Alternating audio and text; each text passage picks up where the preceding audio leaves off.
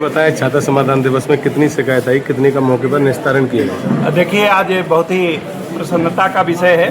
सवेरे सवेरे माननीय मुख्यमंत्री जी ने जितने भी हमारे एफपीएस के कोटेदार हैं उनके सभी भाइयों का जो मार्जिन मनी थी, यानी जो उनका लाभांश था, जो पहले 90 रुपये प्रति कुंटल मिलता था, उसको बढ़ा करके 125 रुपये प्रति कुंटल कर दिया है और लगभग 40% की एक बड़ी वृद्धि सरकार के द्वारा की गई है। तो मुझे लगता है जो गरीबों का राशन बंटता है और हमारे राशन डीलर भाई परेशान रहते थे, अब उनको काफ़ी सहूलतें मिलेंगी और भी पारदर्शी तरीके से और निष्ठावान तरीके से वो गरीबों का राशन का वितरण होगा ई-पॉस मशीन के माध्यम से। दूसरा, आज यहाँ संपूर्ण समाधान दिवस का आयोजन किया गया छाता तहसील में।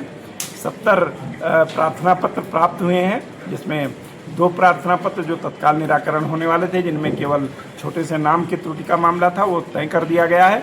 अधिकांश हैं कि प्राइवेट ज़मीनों की नपत से संबंधित आए हुए हैं। सरकार ने एक योजना लाई है, रोवर के माध्यम से अब ज़मीनों की नपत हम लोग कराएंगे, जो बिल्कुल पूरी तरीके से एक्यूरेट है।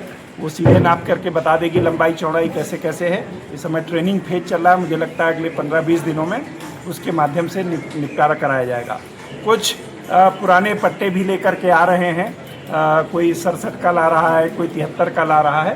तो मैंने ये उप जिलाधिकारी से कहा है, ऐसा सदर तहसील में 5 गांव में पकड़ा गया है कि लोग फर्जी पट्टा बना करके ज़मीनों का विक्रय कर दे रहे हैं। मैं सभी से अनुरोध करूंगा आपके माध्यम से कि पट्टे के आधार पर कोई ज़मीन अगर बेच रहा है तो खरीदने से पहले 10 बार चेक कर लें, क्योंकि हो सकता है वो फर्जी हो और उसकी जांच करा करके ज़मीन सरकार में भी जाएगी, मुकदमा भी दर्ज होगा।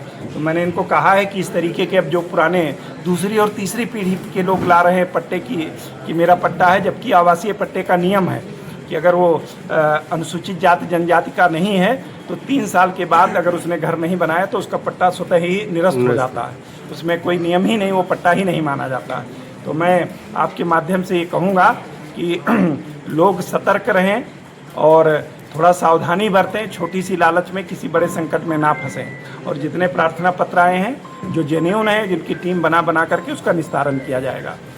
कुछ भी ब्लॉक से संबंधित हैं, कुछ बिजली विभाग से संबंधित हैं और गंभीर नहीं हैं। सबकी छोटी छोटी समस्याएं जो प्रतिदिन होती हैं। तो ये बहुत अच्छा फोरम है। तहसील दिवस में लोग आकर के अपनी बात बताते हैं, अधिकारी सारे रहते हैं, तो यहीं आपस में बात होकर के उनका निराकरण हो जा रहा है। जैसे किसी के बिल सही करना है, या एक आए थे कि पूरी कॉलोनी के ऊपर से बिजली का लाइन चल रहा है, तो लाइन पहले बनी थी, कॉलोनी बाद में बनी, तो ये लोगों को ध्यान रखना चाहिए। और अगर शिफ्ट कराना है तो उसके लिए धनराशि बिजली विभाग में जमा करनी पड़ेगी। तो छोटी छोटी चीज़ें हैं और एक अच्छा माध्यम है तहसील दिवस, संपूर्ण समाधान दिवस एक अच्छा माध्यम है।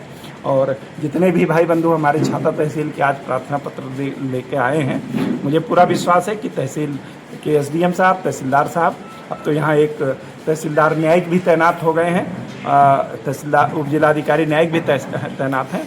और मैंने एसएसपी साहब से भी अनुरोध किया है कि जो राजस्व की टीम जाएगी, उन्होंने भी कहा है कि मैं थाने से मिनिमम सब इंस्पेक्टर पूरी टीम के साथ जाएंगे।